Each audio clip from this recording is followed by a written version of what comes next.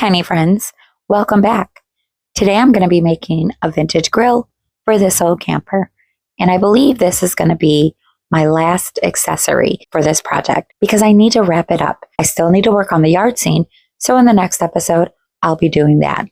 But I would like to go back to the Josephine house because I miss it so much, and I have a special project coming up for June.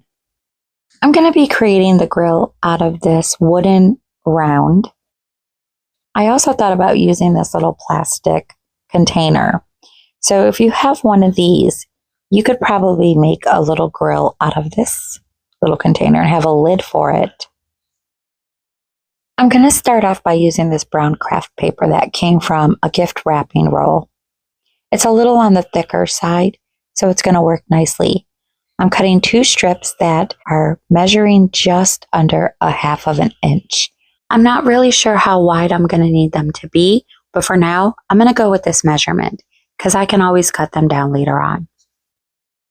I'm thinking I may need to cut them down, but at this point, it's going to be a lot easier to do that after I attach them to the round. I'm going to apply each strip separately, and I'm just using tacky glue for this. So I'm placing the strip all the way to the very edge, and I'm just lining them up together so that the edge of the round is even with the edge of the strip. I'm going to set this aside and let this section take hold because it's going to be so much easier to wrap the strip around once this section is secured. To finish wrapping this up, I'm going to apply glue to a small section at a time. Once I get this section into place, I can go ahead and finish wrapping it up, making sure that I'm lining up the edge of the strip with the edge of the round. For the second strip, I'm adding a very thin layer of tacky glue. The second strip is always easier because it just gets attached to the first strip. I am covering up the first seam because I feel like it makes it stronger and more secure. So I'm just going to line this strip up with the first strip and then just gently wrap it around. To close it off, I carefully measured where I need to cut the excess, and I'm just adding more glue to lay it into place. It turns out I do need to trim this down some, so I'm just using this vinyl measuring tape. This measuring tape is the perfect height for my grill, so I'm going to use it as my guideline, trace all around the top, and then I can go in and remove the excess, cutting it down to a more accurate height. Next, I'm going to use this metal wire to create the lip that will go around the top. I measured it and cut it out, and now I'm just going to use super glue to glue it around the very top of the grill. This piece needs to sit at the very edge of the top so that it looks like that little round lip that goes around the grill. I'm just going to hold it down while it takes hold. Now that I got the base of the grill done, it's time to make the grill rack. I'm going to use the same wire and pretty much start off by measuring it around the grill, cutting it down just slightly smaller, and I'm just curving it around the wire spool. I'm going to flatten the ends with my pliers because these 2 pieces need to be attached and glued down to each other. And I thought that if I flatten the ends, that it would glue to each other more securely. So I'm just going for it. It's kind of like a jump ring, only the 2 ends will be flat and lay on each other. I'm going to apply a little super glue and then just hold them together until they take hold. I would much rather solder all of these metal parts together, but I'm still trying to learn how to solder. It wasn't working out for me the last few times I tried, but I haven't given up, so I will try again, and eventually I'm sure I'll get it. But for now, I'm just going to use the quicker way, and super glue is what it's going to have to be. So I'm cutting down smaller parts to create the little rods in the rack. And I really did struggle with this. So keep in mind that this is edited footage. I know us creators have a way of making things look so easy, but let me assure you, I had glue all over my fingers. It did take a very long time for this rack because for some reason, the pieces just didn't want to stick. I did end up getting it though, but it did take a while to get there. And most of the time, it's never as easy as it looks. If I struggled too hard with one of the bars, I set it aside and kept moving forward and then went back to it. So I'm lining the bars up exactly where I need them to be on one side, and on the other side, I'm letting them hang over the edge just until it's completely secured. And then I'll go back in and trim them off and reinforce it. This little piece was giving me an issue, so I'll go back to that after the rack is secured. For the legs, I'm using aluminum wire for this, and I started off with just bending it in a V shape and then kind of bending them to where they go up and cross over each other. I need to attach the V shape to the bottom of the grill, but I need the legs to kind of lean or be angled more towards the opposite side of the grill. And these legs will be attached to a set of wheels. So right now I'm just trying to figure out where it needs to be placed and how far it needs to be angled. And also how high it needs to sit. A lot of trying to figure out things in this process.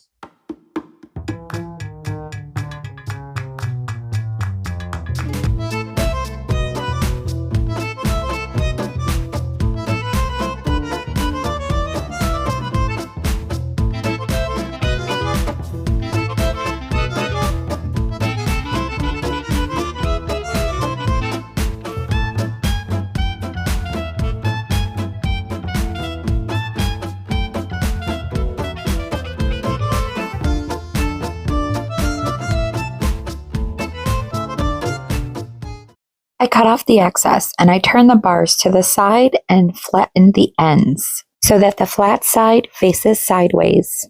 Next, I'm going in with my flush cutters to clip out the midsection of each end. After that, I'm using my round pliers to just kind of shape it a little, make it a little rounder, and bring the two parts in a little closer to each other. And I'm really not sure what this part is called, but I'm sure you guys recognize it. Doing this is going to make the wire sit nice and snug on the wheel axle and be a little more secure. Before I attach the wheels, I'm using super glue to attach the legs to the bottom of the grill, and then I'm just pressing it down with my pliers. But you can see how the legs angle to the opposite side of the grill. I'm going to set this aside and let it dry completely so that I know it is secured before I go back to it. After checking the rack, it seemed pretty secured enough to go ahead and put this little stubborn rod into place. Since I was running out of my Loctite super glue, I switched over to Aleene's Jewelry and Metal Glue, which is Aleene's version of super glue. But this little rack still needs time to dry, so I'm going to move on to the next step. This type of grill has a front peg leg that gets attached to the back and angles forward towards the front of the grill. I flatten the top part that I'll be gluing to the grill and just put that into place. I'm just going to make some adjustments to make sure that the leg is angling in a straightforward position and that the grill is sitting pretty level. I'm going to set it aside and let it dry. And now I can go back to the rack and start clipping off the excess rods. I'm going to use a little more glue to reinforce any rods as needed. This rack has a handle on each side, so I'm creating those with the same wire, and I'll glue them in place.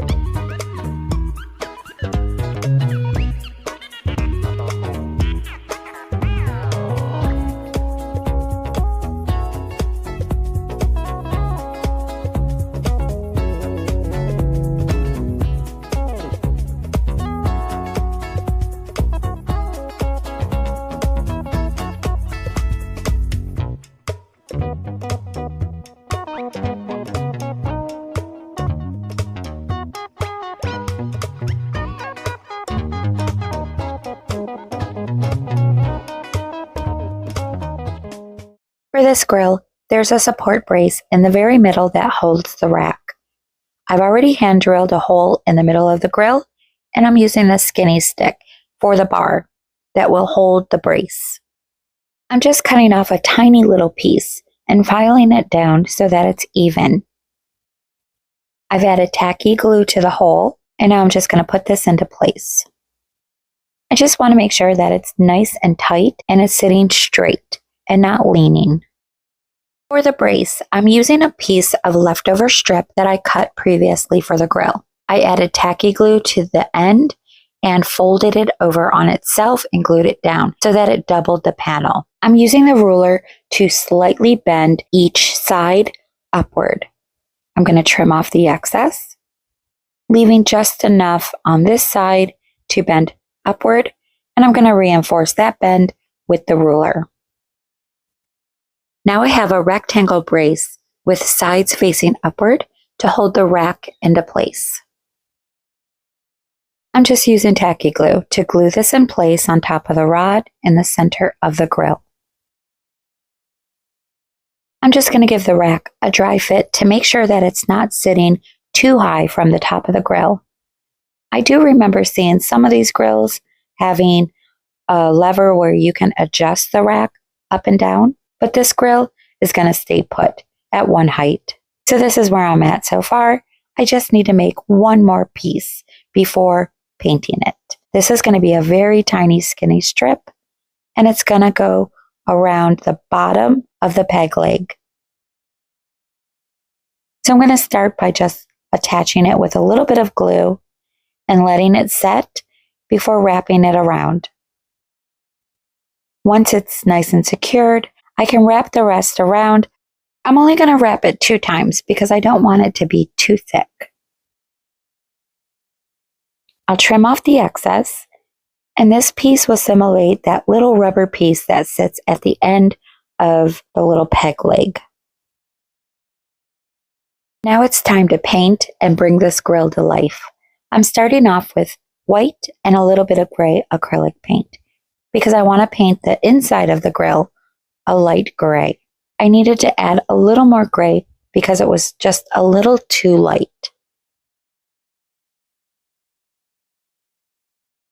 I'm using black acrylic paint to paint the support brace. I chose to paint the outside of the grill black as well, but I've seen these grills come in all different colors. I'm also painting this little support cap on the peg leg black as well. Next, I'm going to create a wash with rubbing alcohol and black acrylic paint to paint the metal rack.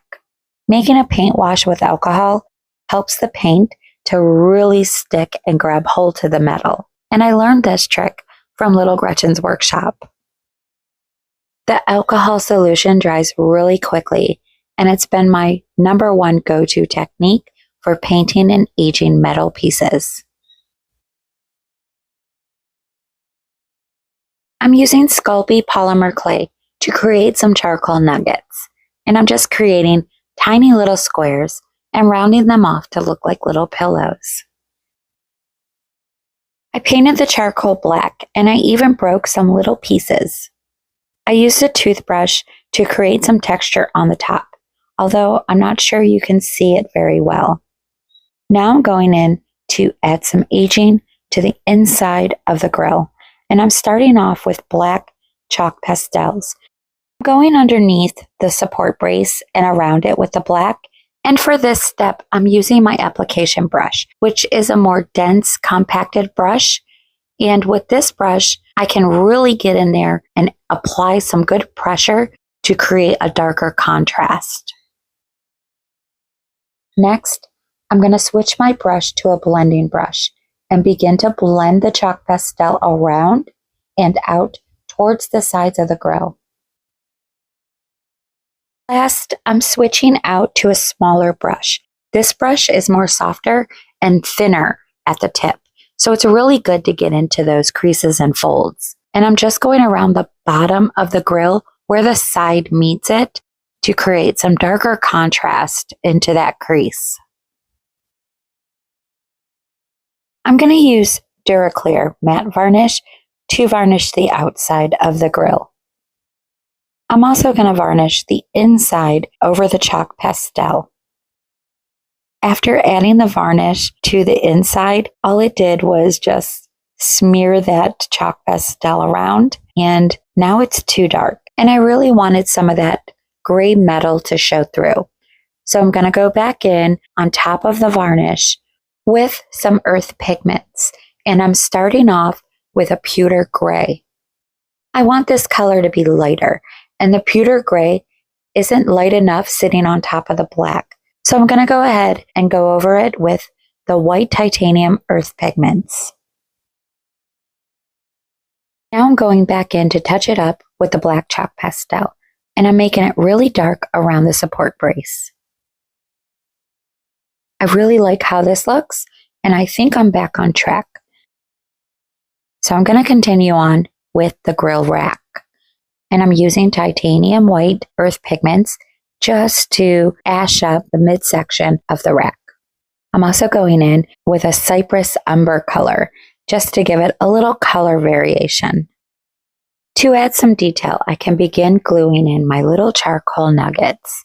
I'm going to start by adding the bigger ones underneath the support brace and move out towards the sides of the grill. I don't want to put too many nuggets in because I'm going to make them look like they've been used and very ashy. So I just want to leave what's remaining from the last time the grill was used.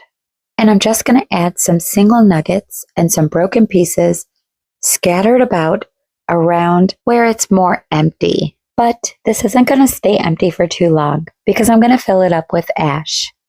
I'm going to start off by brushing the tops of the charcoal with some ash. And here I was deciding on which color I should choose. But I'm going for the white because it's going to show up a lot better than the gray. I'm just going to continue to go around tapping the tops of the charcoal until I'm happy with the results. Now I can add a lot of loose ash. To begin with, I'm going to start with applying some Mod Podge, and I'm only going to do one side at a time. And then I'm going to add some of that pewter gray pigments. This is the perfect ash color. I swear I have seen this same color ash in the grills at the parks and the picnics, and I'm just going to tap it around. I'm going to alternate with Mod Podge, black, white, gray, and I'm just going to keep going until I'm satisfied. You'll see me add a little bit of alcohol. The alcohol will help settle the pigments down to the bottom, where it's always the darkest on a grill.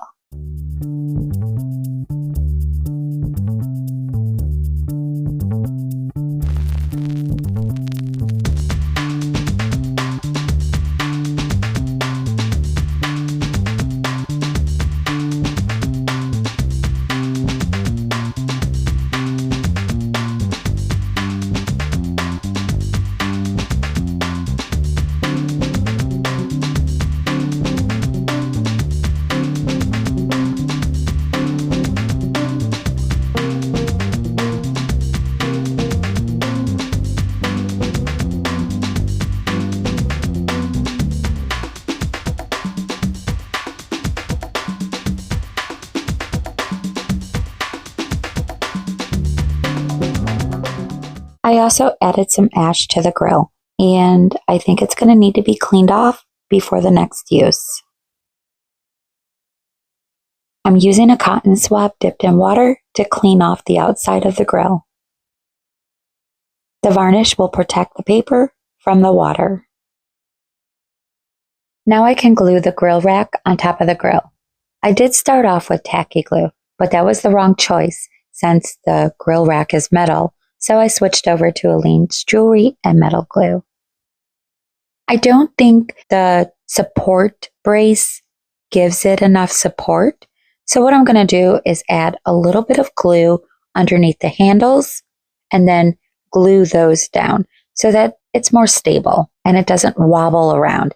Now, these grills are a little wonky, so that's okay, but I really don't want the grill rack to fall off. So I'm just going to gently hold this rack into place until it takes hold. The grill is now completed, and I still feel like it needs something. Since it's not going to be used in the scene and it needs to be cleaned off, I don't think adding food will be a good idea. I'm thinking maybe I can add some utensils. Some grilling utensils, right? This die-cut metal sheet of utensils was gifted to me by my friend Xander at Crafts by Xander, and I just could not wait to use these. They are super sharp, and I think they're the perfect size for this grill. So I'm only going to use the spatula and the grilling fork. And I think for more detail, I'll just add some wooden handles. I'm going to slightly bend the ends a little forward to give them a little more realism.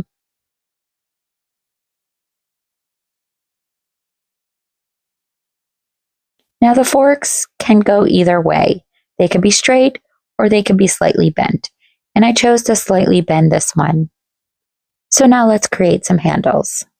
I'm going to use these fancy cocktail sticks that were given to me by Queen City Minis. I'm going to cut the ends off and sand them down. Then I can carefully split the center with my craft knife.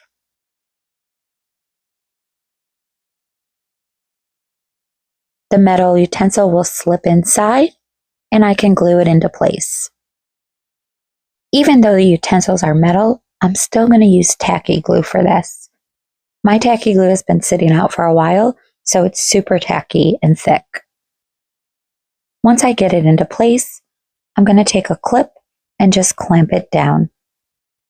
That'll close it nice and tightly, and it'll be pretty secured. Here's what they look like so far, and I can see some excess glue that has been dried and left behind. So I'm going to use a little sanding emery board to file that off. Next, I'm going to paint them with some antique wax. And I get so many questions about this antique wax. Waverly is my go-to, but you see I have some Craft Smart, and there is also a folk art version of this. They're all equally just as good. It does last a very long time. So a big jar like this is going to last me 2-3 years, maybe longer. A little bit goes a long way. This stuff is non-toxic. It's part of the chalk paint line, and it's very commonly used in the DIY home decor crafts. It acts as a stain, but it's more of an acrylic paint. So it's non-toxic, it dries quickly, it's not as messy, you can wash it off your hands just like acrylic paint. It does take some time to get used to, but it's very versatile, and you can use it in many ways. Okay, my handles are painted and dried, and now I'm going to use some of this string to create a hanging loop. This is a hemp cord, so it's a little stiffer, but I did pull it apart, and most strings are created with 3 single strands, so I'm just going to use 1 single strand, and that'll keep it in scale. I'm adding a little bit of tacky glue on the very end, and then I'm just going to loop it over and connect it to the string. I'm just giving it a little twist so it can attach a little more securely. I thought it would be easier just to use both ends to create my loops. Now I can go ahead and snip them off. And I'm just going to add a tiny little bit of tacky glue to the end of the utensil handle and just glue my little hanging loop into place. My grilling utensils are complete, and I'm going to trim off that excess hair that is just flying around this loop.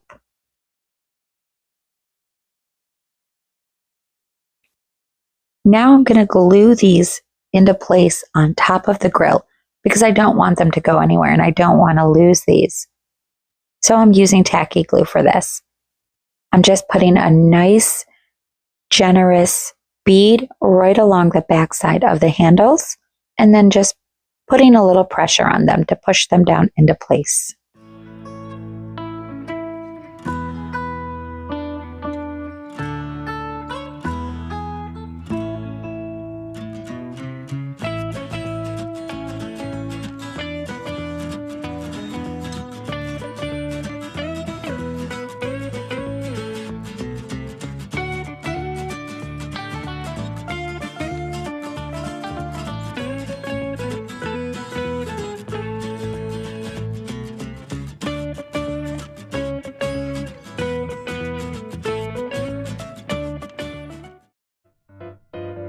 That completes today's episode, tiny friends. I really hope you've enjoyed this miniature creation. If so, please click that like button and give it a thumbs up. And let me know what you're thinking in the comments below. If you're just joining me for the first time and you have missed the previous creations for this series, well, don't worry. I have added a shortcut link to the playlist in the description box below. You can just click on that link and you'll be able to catch up. If you're just passing through and would like to see more of my miniature creations, please don't forget to subscribe and hit that top bell notification button to be notified every time I upload a new project so you don't miss out. As always, tiny friends, I want to thank you all for watching. Welcome to all my new subscribers. Thank you all so much for all of your support. And until next time, I hope you all have a lovely day, and I will see you all on the mini side.